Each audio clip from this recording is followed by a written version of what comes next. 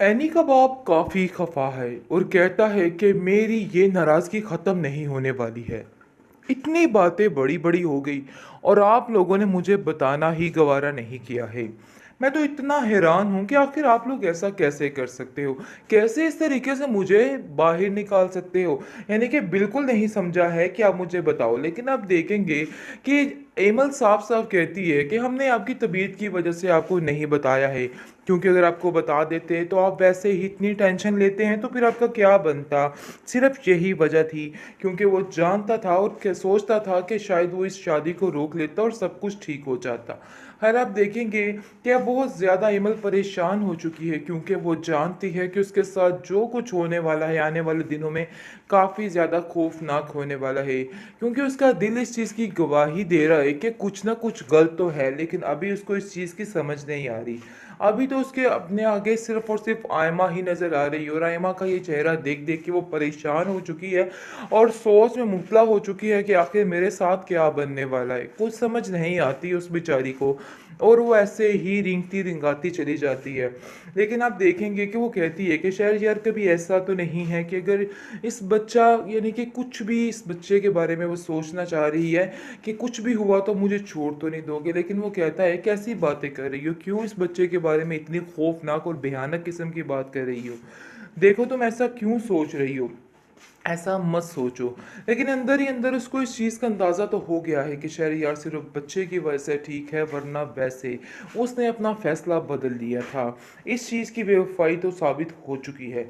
है आप देखेंगे कि दुर्दाना आयमा को कहती है कि तुम्हें अगले तीर के बारे में बताती हूँ कि कौन सा तीर कैसे और कहाँ चलाना है। इसलिए बेहतर यही है कि खामोशी से वेट एंड वॉच करो कि देखो क्या होता है और क्या नहीं होता है। उन्हें जो कुछ किया सरासर गलत किया है, इसलिए उन्हें इस चीज़ पर शर्मिंदगी होगी।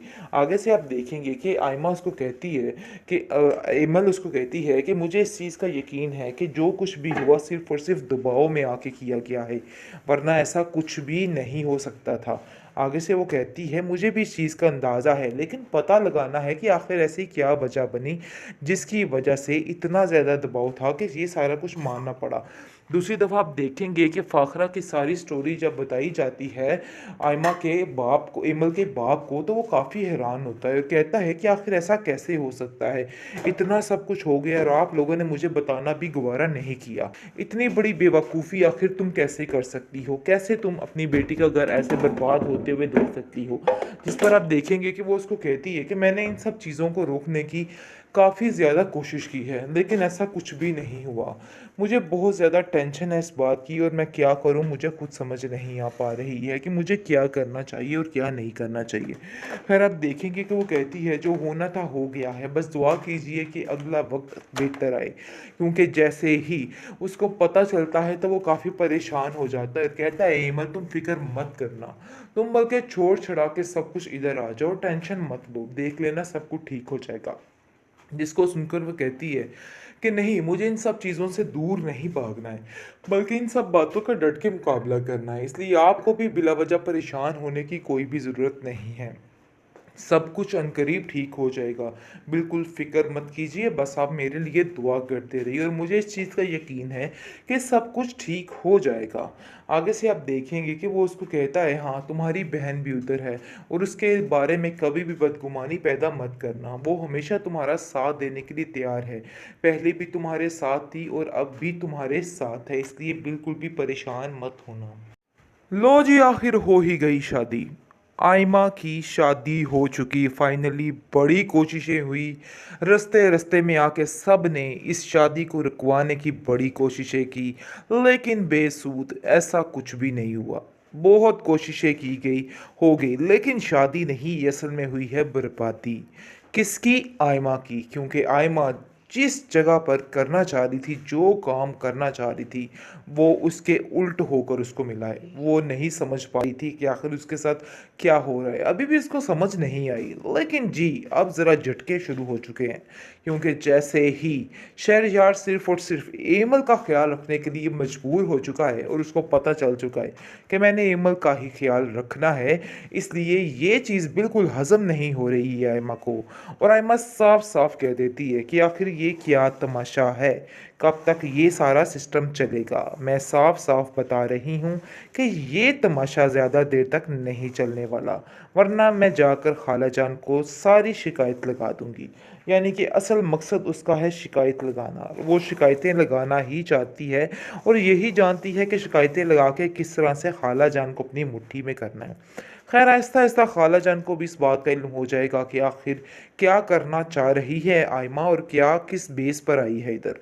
अभी तो वो समझ रही है कि बहुत ही अच्छी और बहुत ही सुगर लड़की उसको मिल चुकी है, लेकिन जी उसकी बहुत बड़ी गलतफहमी है, क्योंकि अनकरीब ही उसको इस बात का इल्म होने वाला है कि वो लड़की क्या कुछ कर सकती है और क्या कुछ नहीं कर सकती है।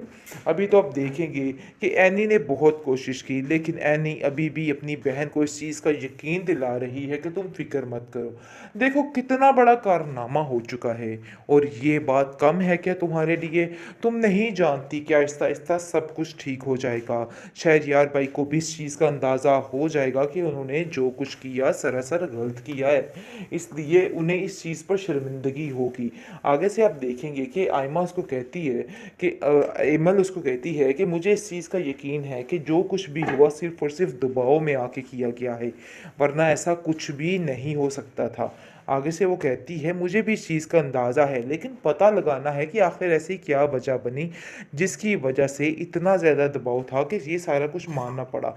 दूसरी दफ़ा आप देखेंगे कि फ़ाखरा की सारी स्टोरी जब बताई जाती है आयमा के बाप को, एमल के बाप को, तो वो काफ़ी हैरान होता है और कहता है कि आखिर ऐसा कैसे हो सकता है, इतना सब कुछ हो गया और आप लोगों ने मुझे बताना भी गवारा नहीं किया। इतनी बड़ी बेवकूफ़ी आखिर तुम कैसे कर सकती हो, कैसे तुम अपनी बेटी का घर ऐसे बर्बाद होते हुए देख सकती हो। जिस पर आप देखेंगे कि वो उसको कहती है कि मैंने इन सब चीज़ों को रोकने की काफ़ी ज़्यादा कोशिश की है, लेकिन ऐसा कुछ भी नहीं हुआ। मुझे बहुत ज़्यादा टेंशन है इस बात की और मैं क्या करूं मुझे खुद समझ नहीं आ पा रही है कि मुझे क्या करना चाहिए और क्या नहीं करना चाहिए। खैर आप देखेंगे कि वो कहती है जो होना था हो गया है, बस दुआ कीजिए कि अगला वक्त बेहतर आए, क्योंकि जैसे ही उसको पता चलता है तो वो काफ़ी परेशान हो जाता है और कहता है एमल तुम फिक्र मत करना, तुम बल्कि छोड़ छड़ा के सब कुछ इधर आ जाओ, टेंशन मत लो, देख लेना सब कुछ ठीक हो जाएगा। जिसको सुनकर वो कहती है कि नहीं मुझे इन सब चीज़ों से दूर नहीं भागना है, बल्कि इन सब बातों का डट के मुकाबला करना है, इसलिए आपको भी बिला वजह परेशान होने की कोई भी ज़रूरत नहीं है। सब कुछ अनकरीब ठीक हो जाएगा, बिल्कुल फ़िक्र मत कीजिए, बस आप मेरे लिए दुआ करते रहिए और मुझे इस चीज़ का यकीन है कि सब कुछ ठीक हो जाएगा। आगे से आप देखेंगे कि वो उसको कहता है हाँ तुम्हारी बहन भी उधर है और उसके बारे में कभी भी बदगुमानी पैदा मत करना, वो हमेशा तुम्हारा साथ देने के लिए तैयार है, पहले भी तुम्हारे साथ थी और अब भी तुम्हारे साथ है, इसलिए बिल्कुल भी परेशान मत होना।